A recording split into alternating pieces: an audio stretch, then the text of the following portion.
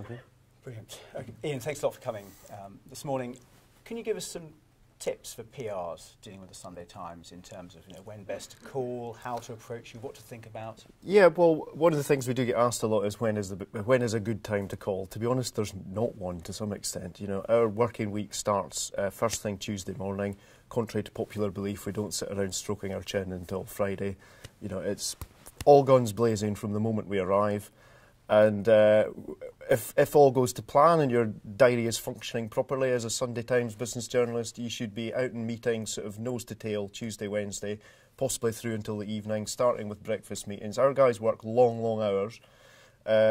Tuesday, Wednesday, by Thursday, you're going to need to be pretty much pinned to your desk. You can maybe afford a quick meeting here or a breakfast meeting, but you're pretty much at your desk.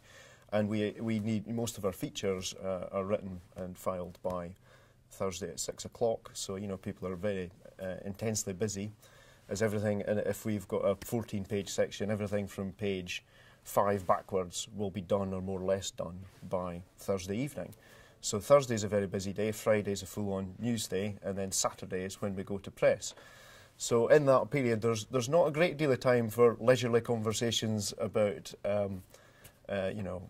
stories and whatever. We try to be polite, but I apologise on behalf of everyone if we sound curt. It's just a very intense place to work. In terms of do's and don'ts, we do get.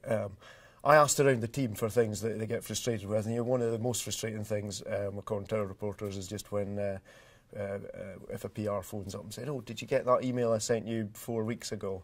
The chances are, if there was a time to follow it up, it was after you sent it, not many weeks later. So that's one thing. When's your deadline at the end of the week? How's the last of the week? What's the shape of the end of the week? Our final deadline is about midnight on Saturday night. But we've kind of done everything. We produce a first edition that goes away at 6 p.m.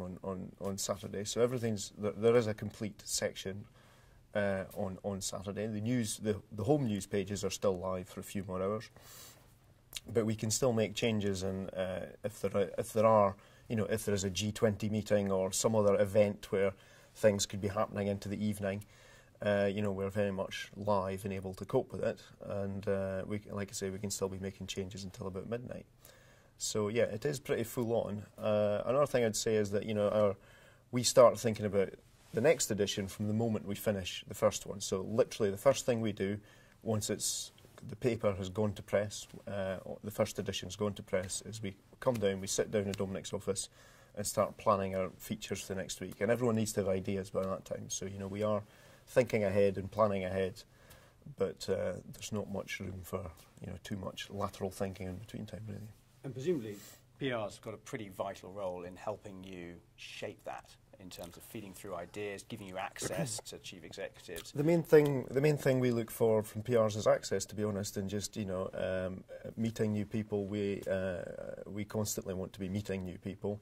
It's not good if we're stuck in the rut meeting the same people, as you're going to hear the same things. So you need to be meeting new people. And to be honest, it can be one of the most helpful things I find is just to manage expectations, on the part of the PR.